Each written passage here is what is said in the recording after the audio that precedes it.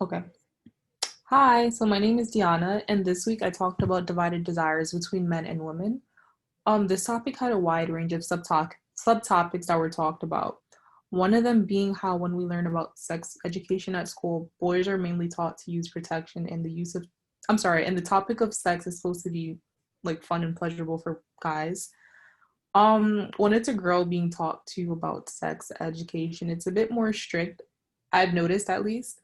The topic of what pleasures a woman is hardly ever talked about. The girls mostly talked about like certain diseases that she can catch, which is, fine, obviously. And then a lot of times she's also talked about like, how you can get pregnant and how it could like ruin your life. And we're like taught to like, conceal certain body parts and, stuff like that because it could get us into trouble. Um, so basically, this topic also goes into how there's pretty much a face of what is considered to be sexually desirable and attractiveness because of society and what society deems as attractive. It can play a role in how someone sees themselves and their worth, which I talked about a lot in my wiki post. And yeah, that's it. Awesome. Hey, I'm Luke. I did my topic on gender scripts.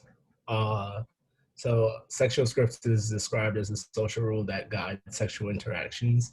This basically is a pattern in which like sexual interactions go. Like basically, an example of this would be like they first kiss with their mouth closed. That leads to having like close body contact with more kissing with the mouth open. That leads to like grabbing and squeezing of each other's body.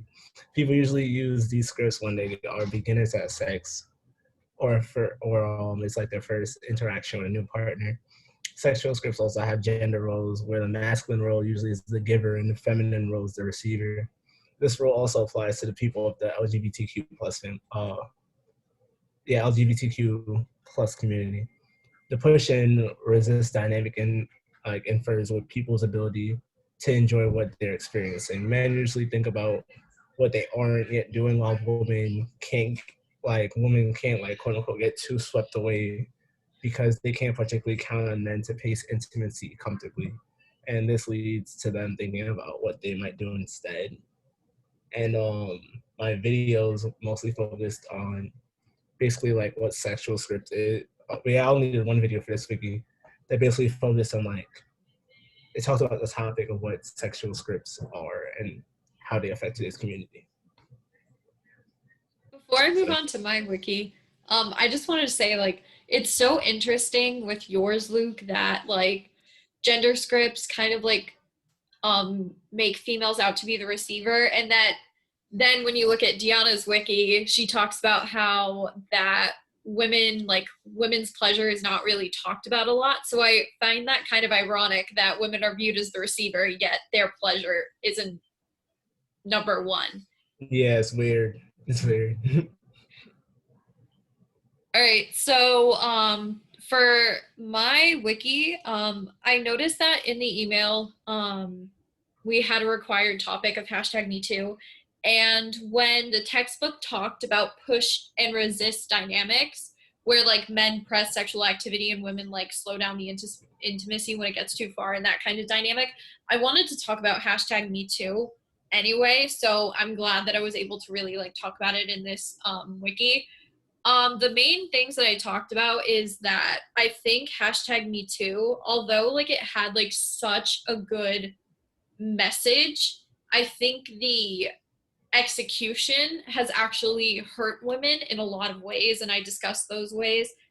The movement was mainly to, you know, share stories of sexual assault because sexual assault is unfortunately very common and it's horrible that it's common. But with hashtag Me Too came people who used the movement that was designed to help survivors in a negative way to basically falsely accuse people. According to Harvard Law, approximately 2 to 10% of rape accusations are false accusations. That's a low number, but at the same time, you have to think about it. 1 in every 10 accusations could be false. So I think the problem is that there's a difference between believing everything a person says and supporting a person. We need to support all women. We need to support all people who come out and have a story, and give them the resources to pursue whatever avenue they decide, such as criminal or whatever avenue. But we cannot destroy the life of the other person that's involved, or the person getting accused, because we just don't know if it's true or not. It's innocent until proven guilty, not guilty until proven innocent.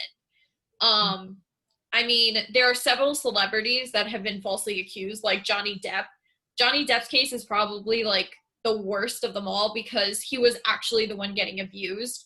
And nothing has happened to the woman. Like, she's still on like Maybelline commercials. It's really sad. And there's like a whole bunch of others, like Melanie Martinez. And then there's people who've actually killed themselves from false accusations. Figure skater John Coughlin. And because of this movement, and because of like some of the false accusations that come with it, many people are afraid to now come out about their sexual assault, because they think that they're going to be viewed as a liar, or that their accusation is going to be fake, that their accusation is like fake.